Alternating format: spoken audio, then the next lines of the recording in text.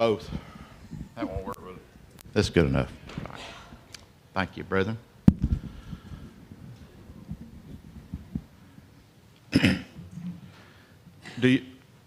Now this is I'm asking your opinion. Do you think I ought to use this or the lapel mic?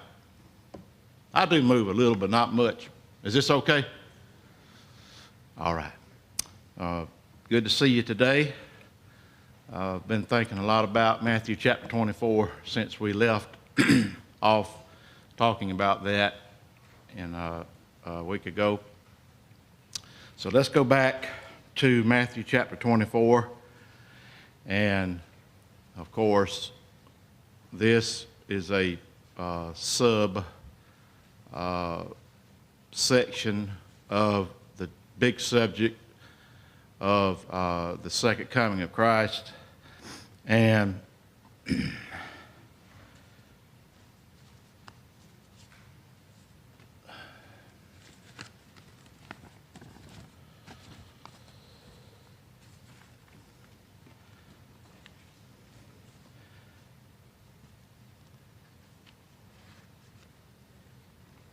I got two Bibles. They're identical, but this one was the one I bought in 2005, and you know, these new cars that the hatch comes down automatic, but if anything is in the way, like even a quarter, it'll just go back up. Well, about a year ago, we came in late one night and somebody got something out of the back and mashed the button for the hatch to go down, and we just all went in the house. Well, I came back and my dogs have gotten hold of my Bible, and they tore up some pages, but y'all know me pretty well, know I'm pretty weird, and I just cannot depart with it. So I got this one. It's the exact same thing.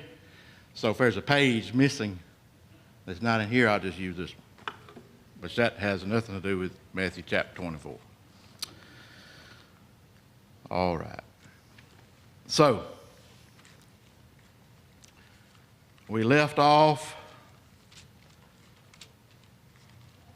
discussing the fact that Matthew chapter 24 is really the answer to two different questions. And we'll refresh for just a minute. And Jesus went out and departed from the temple, and his disciples came to him for to show him the buildings of the temple. And Jesus said unto them, See ye not all these things? Verily I say unto you, there shall not be left here one stone upon another that shall not be thrown down. And as he sat upon the Mount of Olives, the disciples came unto him privately, saying, Tell us, when shall these things be? And what shall be the sign of thy coming and of the end of the world? See, the question mark on the tell us what shall these things be, there's a question mark, and that ends the sentence. And what shall these things be? And what shall the signs of thy coming and of the end of the world? Now, I'm not going to try to tell you that there were question marks in the original text, because I don't think that there were. I'm pretty sure, am I right, that there were periods and question marks and commas in the original text. I don't think there were. But it seems from this that even the translators of the King James Version knew that it was two different questions. And that would be why I think that they put the question mark at the end of when shall these things be. Because the premillennialist the premillennialist, whatever, that teaching really didn't arise until the early 1900s, the late 1800s. It really got popular in, the 50s, 60s, 70s, and 80s, and they really made a lot of money on writing those books. Because basically, a lot of things in the world just boil down to, a lot of the evil in the world, a lot of it boils down to the money. It's all about the money. So, now, did anybody study or think about Matthew chapter 24 over the week and got any questions about the first 35 verses? Any questions? Yes, sir. Absolutely.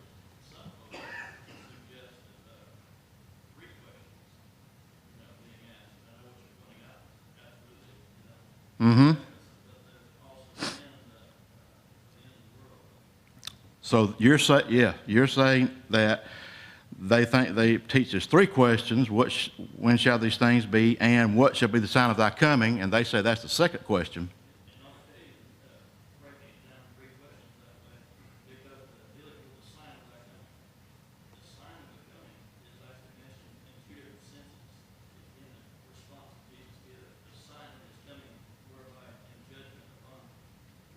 Mm-hmm.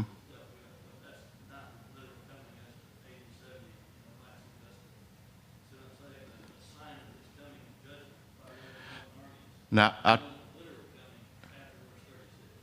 okay. Now, I told you, I can be wrong. So do you understand the first two to be together? And then the end of the world, the answer to from 36 on down? Okay. You see?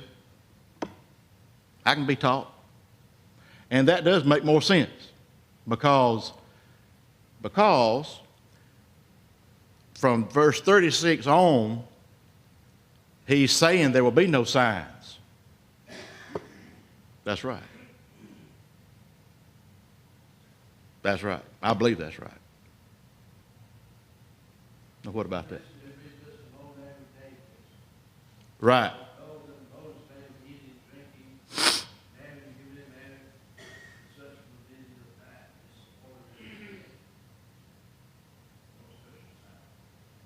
Okay. That's interesting. So I was wrong. I could be wrong. Now, Sonny, you better get your thinking cap on. So I was wrong. But still, it's the same thing. You split it between verses 1, basically verses 4 to 35, and then 36 on to the end is the answer to the end of the world. That does make more sense. Yes, sir.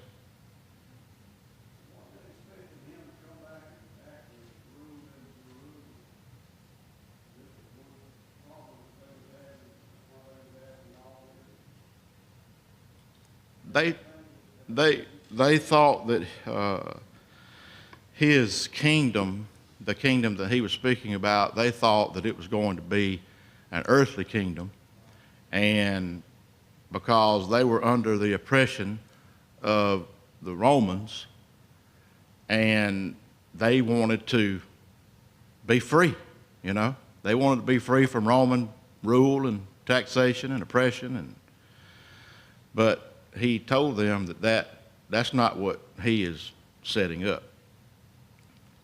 That's correct. All right? Perfect. So, if we take the first two, when shall these things be and what shall be the sign of thy coming, if we put them together,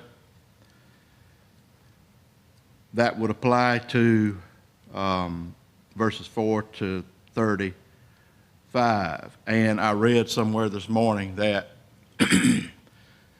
now this is the history book. This is the history book. This is, I don't think it says in the Bible anywhere, but that no Christians died in the destruction of Jerusalem in AD 70. Anybody know any different? Because they did heed what Jesus said to look for before all these stones would be not upon each other, and that he would bring judgment on the Jews and Jerusalem.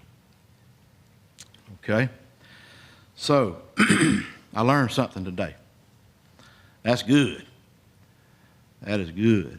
All right? In verse 6, we're just going to skim over it again. You shall hear wars and rumors of wars. Now, that's been going on a long time. There's been wars ever since men figured out how to fight with each other. And famines and pestilence and earthquakes. And verse 9, they shall deliver you up to be afflicted and shall kill you. And ye shall be hated of all nations for my name's sake. And then shall many be offended and shall betray one another and shall hate one another. And that is when, I think last week when I said that my daddy had a saying that was so simple, but it was very profound. He said, everything's all right till something happens. And he was talking about credit with farming, and, when the banks are, whatever you want, then yeah.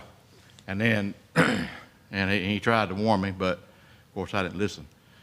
He said, all right now, but what I'm saying is, everybody gets along and everybody's on the same team until something happens.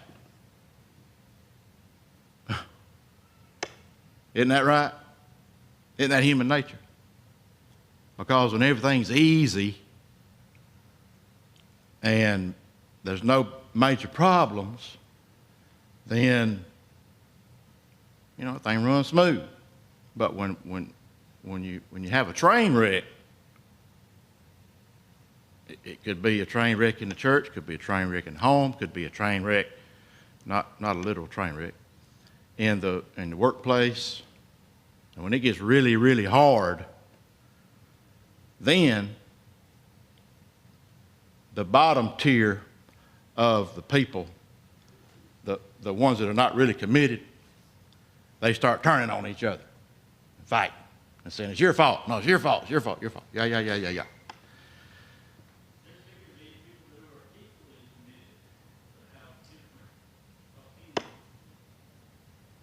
Could be.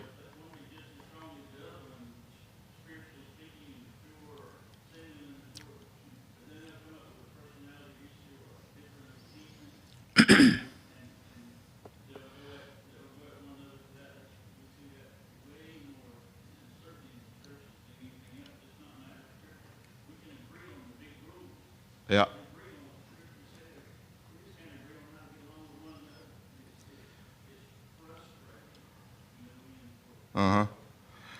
Well, it says, many shall be offended and shall betray. So, betrayal is different than being offended, and then shall hate one another. So I think it seems to me, and I'm learning something right now because I never thought about it that much. Offended, that's like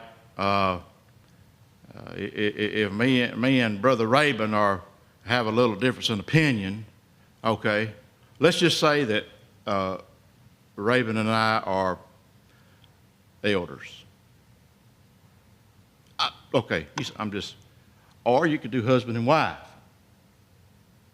okay, because husband and wife are not going to agree on every little single thing, like every little thing. Most of the time, I don't know. I've only been married to one woman, and I don't know if, let me say how to, well, she's not here. She got a headache. She should be here for, I'm free now. But, whoop, she's probably listening. Like, I know I'm going all over the place, but I'm trying to get something proven here. I didn't like marriage. I didn't know all this stuff, you know. I saw my grandmama, my granddaddy, my other grandmama, granddaddy, and and you know the situation with my home where I grew up, but that's where I learned how to be married, all right? And I'm thinking, okay, that's how you do it. Well, sometimes that don't work. But what my point is we can be offended and we can disagree, but when we come out of that office or when we come out of that meeting, we're going to have to be unified. You must be. You must be. Because if you're not, then take the family. If mom and daddy are not unified, the children pick up on it just like that. Then what happens? Then you got division, you got problems. And then it might lead to betrayal. And that's not good. To betray. And then hatred. That's even worse.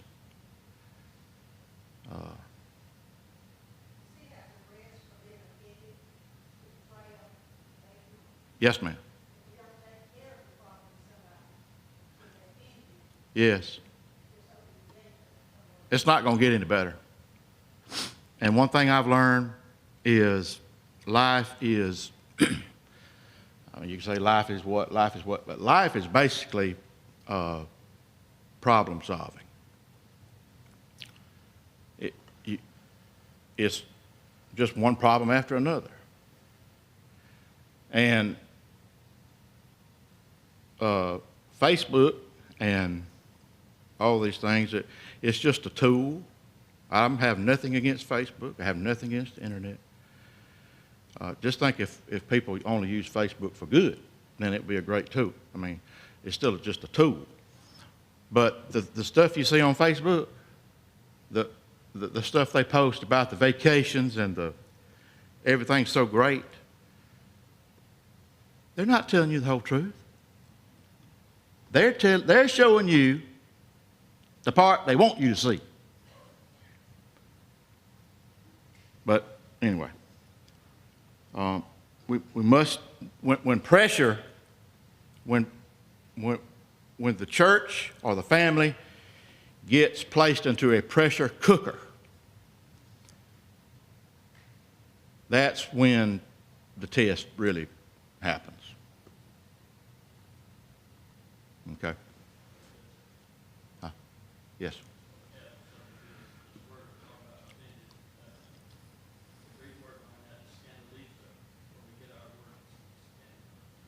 Scandal. It actually means that it's different the way we use the word opinion, not opinion. Every time throughout the New Testament, scandalizo comes up, it means to be enticed or brought to sin. It's not just to convert like either. Somebody brought the sin against another. And that's verse 10 saying, "And shall many be upon many will be caused to sin one against another." And that's why the one say, "Shall betray one another and hate one another, sin against your own." Mm-hmm. All right. Let's go to James chapter 3 then, since we got that information.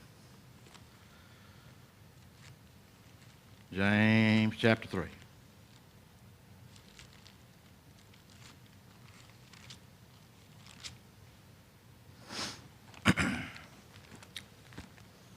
All right.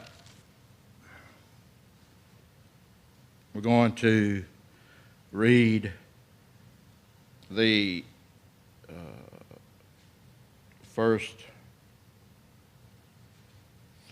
I'll just read till it's over. How about that?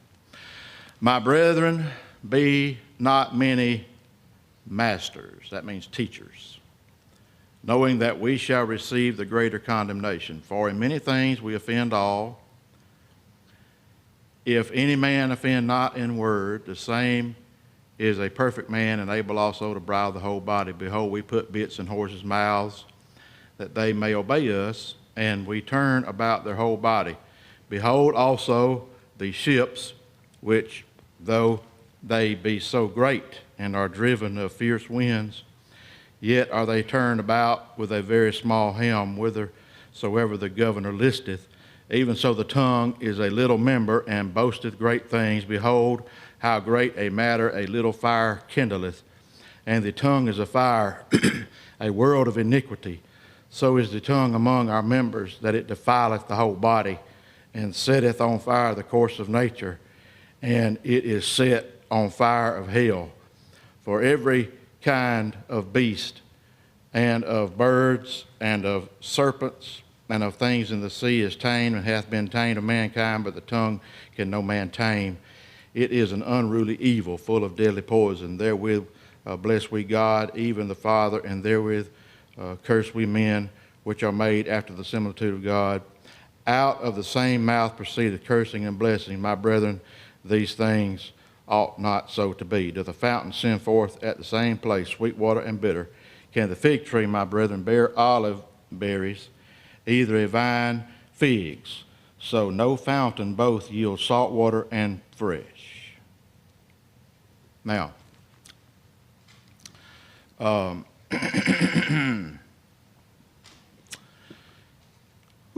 when the pressure's on, when the family's in the pressure cooker, or the church is in the pressure cooker, all right. My first memory of pressure cookers, my grandmama, and I didn't know what that thing was. I know it just goes, and I was like, what? So they had to explain it to me. But it don't happen all at one time. You put the pot on there, you lock it, and by the way, when that thing goes to, don't take that thing off, because I tried that one time.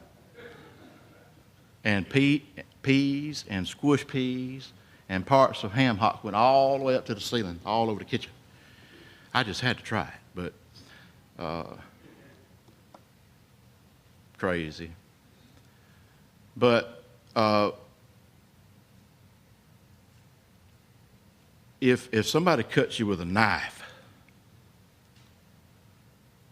like a razor, then that'll heal pretty quick, like a razor. I mean, you cut your hand with a razor, you just stick it back together and tape it up. You know, like your finger or something. Just stick it back together and tape it up because it's a clean slice. But now a rusty knife. A what?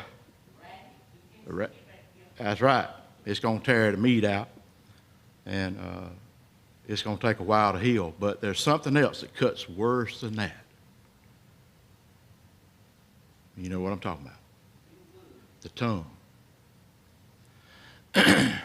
You know, I branded myself one time right here by accident.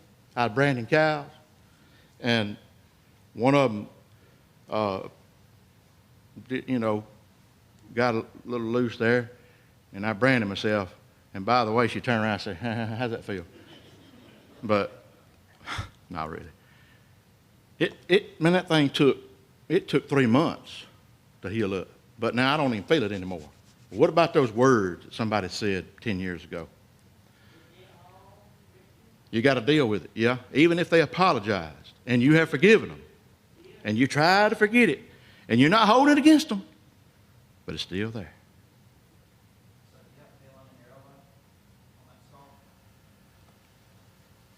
Yeah. If something matter with you, then you need to go to the doctor. I'm just kidding. Yeah.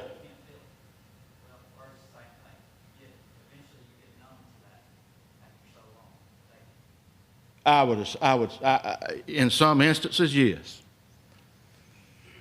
Yes. If you've been taking verbal abuse for years, then I would agree. At times, you have to build up some kind of shield just to get by, you know, just to function. But and that's a great point. But another point is, what do people start doing when the pressure's on? You know, they start running their mouth. They start cutting. They start blaming. And they're trying to hurt somebody. And it hurts. It hurts. Okay? So,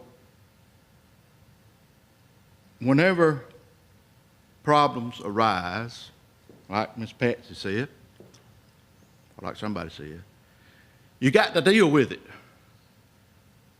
because it's not going anywhere. It's not going anywhere. And if you don't deal with that problem today, it's going to be there in the morning. And I'm telling you, I'm the world's worst about not wanting to deal with a problem sometimes.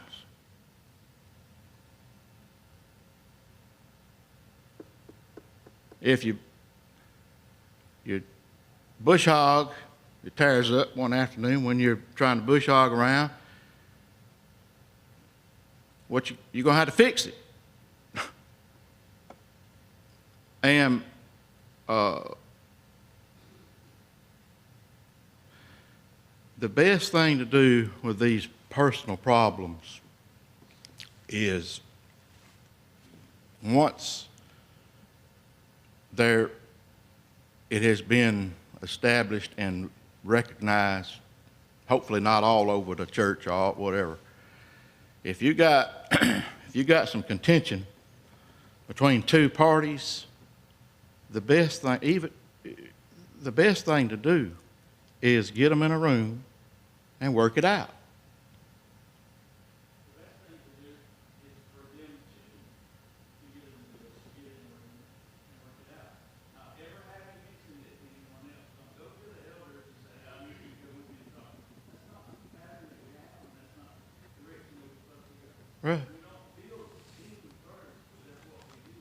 We build our team up, and then we go and blow something out of proportion. And when two people quiet, they could have handled that. It could simply have been a misunderstanding.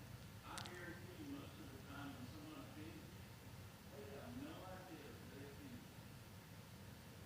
But if you take it personal to start with and just assume the worst always, we've got to quit doing that. Every one of us has to quit doing that. Mm-hmm. We've got to trust one another's motive, first of all. Yep. If we all love Jesus, we all want to be here and be a family together, that's church worldwide. I am specifically talking about us right now, too. We need to trust that each of us have to be family, Mm-hmm. church, and spreading God's word. Mm-hmm. And first, assume everything else based on that. And then if we have issues with it, we need to go first. Did you really mean this, or did you realize you did this? Quietly and amongst yourselves. Mm-hmm. If it goes further than that, there's different steps that we can be made. Mm-hmm. But most of it we handle right there, and that's the scriptural way and the way we don't have to do it. That's right. You don't be so stuck on the guilty people on that. Don't be so hard. Go to them and say, oh, whatever I did to you, I am so sorry. They can't Well, yeah. feel good like I said. Yeah. Well, Romans chapter 14, we don't have to turn there, but deals with scruples and matters of you know what Romans 14 is about is the Jews that converted to Christianity. They grew up not eating pork and catfish, all right? And the Gentiles that were Christians, they grew up eating pork and catfish, and the Gentile Christians wanted to have a fellowship with pork and catfish. And the Jews, now it was totally fine for the physically Jew but spiritually Christian people. It's perfectly fine for them to eat pork and catfish, but it violated their conscience. All right? That's all it was. And the And the Gentiles said, well, I tell you what, we're going to have pork and catfish. And they just get over it. I don't care. See, that's the problem. I don't care if they are offended about pork and catfish. It's completely fine, and we're going to have it. Well, they just messed up. Because Paul said, if I got to not eat meat or pork and catfish for the rest of my life, not to offend these weaker brethren, then I just want to eat pork and catfish. You see? Instead of thinking about ourselves, we need to think about the other person. Because we ain't got many years left here. I mean, I don't know how many we got, but things happen all the time. So, how can we, when the pressure is on, how can we not cause a bigger mess with, speaking of the speech? What can we do or not do? Just like Dale said, if two parties have a small problem, the stronger one, whoever it is, needs to go to the other one and say, can I speak to you, or can I come see you, or can we, don't get out there in the foyer and do it. That's in Matthew 18, starting with 18, and here's a good clue. All right, that's where we need to go, Matthew chapter 18.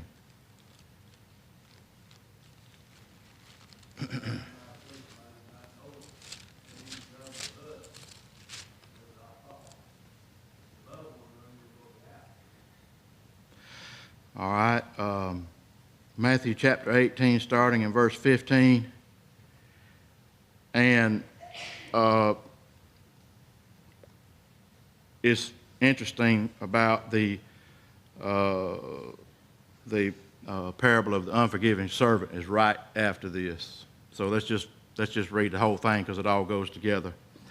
Moreover, if thy brother shall trespass against thee, go and tell him his fault between thee and him alone.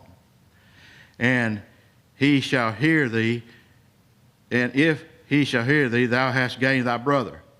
But if he will not hear thee, then take with thee one or two more, that in the mouth of two or three witnesses every word may be established. And if he shall neglect to hear them, tell it to the church.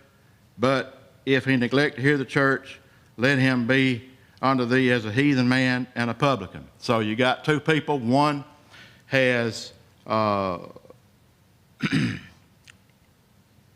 trespassed against the other. Brother Harp, would that be considered a sin? Or just, because we really need to talk about this. We really need to point. We need to get to the bottom of this.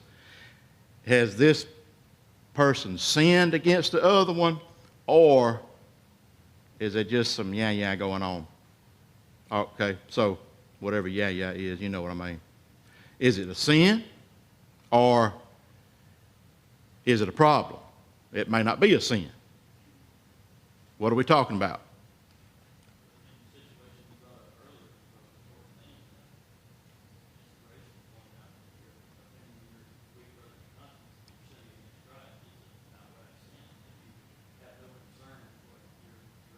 That right, sin. And also, if the Jewish Christians, know what I mean? You know what I mean by Jewish Christians, not Jews, spiritually.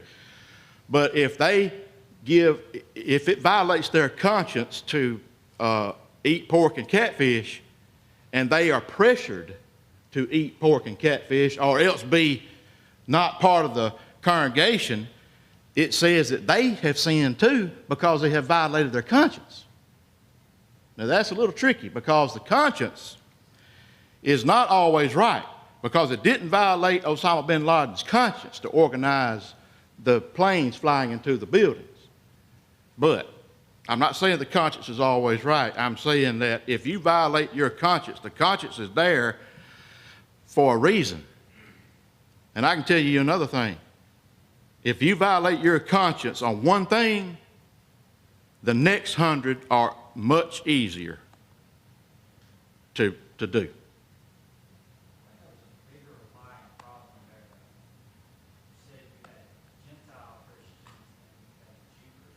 Mm-hmm. No such thing for all Christians. I think that was the bigger line problem there, that they were allowing there to be a division there between what I am and what you are. Yep, Once we all become baptized, once we come in contact with what Christ for Christians, period. that's right. Skin color, nothing matters at that point. It shouldn't. We're Christians. It doesn't matter in the eyes of God, but it matters in the eyes of people sometimes because they cannot let go of the 1,500-year Jewish tradition. And that's what was killed on the cross. right, but not everybody, and I'm not saying right or wrong. What I'm saying is not everybody can switch that quick. Jason, it was also addressed again later to, I believe it was the Corinthian church by Paul, of eating meat offered to idols. It was the same exact situation. Chapter 8. People Yep. that were violating their conscience. So what Paul had to do was give them the education on, okay, it's not anything scripturally wrong with this. However, here's a way that can prevent you from violating your conscience. Mm-hmm. Just don't ask. Go into it with ignorance of don't ask where this meat came from, just eat it. Or just don't eat meat. Don't vegetarian that day.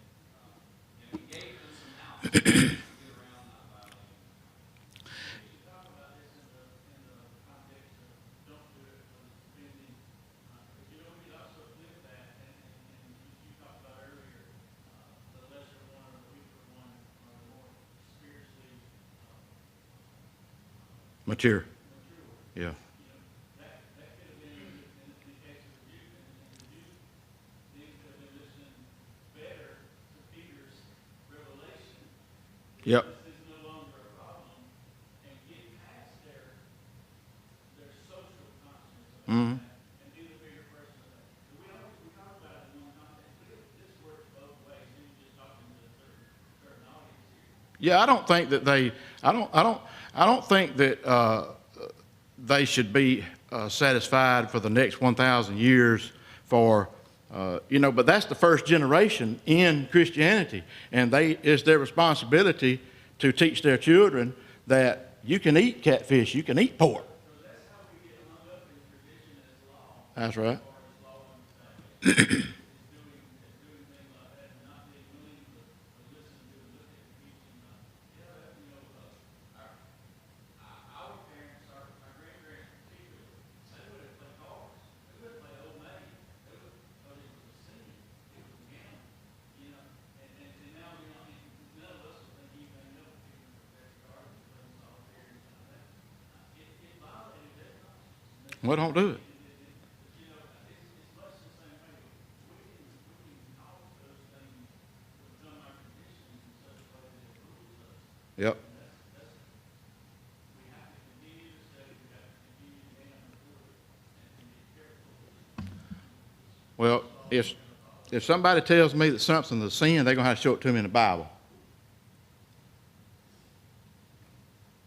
I'm not trying to open that can of worms. I'm just telling you the way I think. If you say it's a sin, show it to me in the Bible. Somewhere. Something. Show it to me. Because sin is a violation of it's transgression of the law of God. Law of God's in the Bible. So, now there's some things that we call sin that's not a sin. There's some sins that we don't call sin. So, let's just see if it is or not. But don't do it right now. All right. So, now, we got 3 minutes left. Here's the pattern. But to solve personal discrepancies. If you think or know or feel or whatever, if there's some kind of problem, and in your mind you think that that person has sinned against you, now they may not have sinned against you, but they may have or they may not. Okay, just get it settled. Just get it settled, because that is your responsibility as an individual, to not let this thing get out of hand, because all church disasters start somewhere. It starts with some division somewhere. And if you're the spearhead, if you're the one that's been offended or the one that's been accused of being offensive, then you need to know what's going to happen a year from now if y'all don't settle that. Because if you don't settle it, then that's where like a boat goes through the water, the weight, it just gets bigger and bigger and bigger and bigger. And Satan, that's what the devil wants. That's what the devil wants. Can't we see that?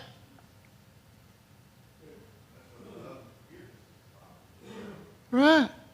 And like Sister Seal said, if you're going to sit there between two people and argue about this person came to me in privacy and said, you sinned against me, and I am bound to determine that I did not sin against you because it's not in the Bible. Well, that goes back to Romans 14. Now I'm not saying let it go but if it's some trivial thing, just say, you know what? I am sorry that I offended you, and I will do my very best not to ever do that again.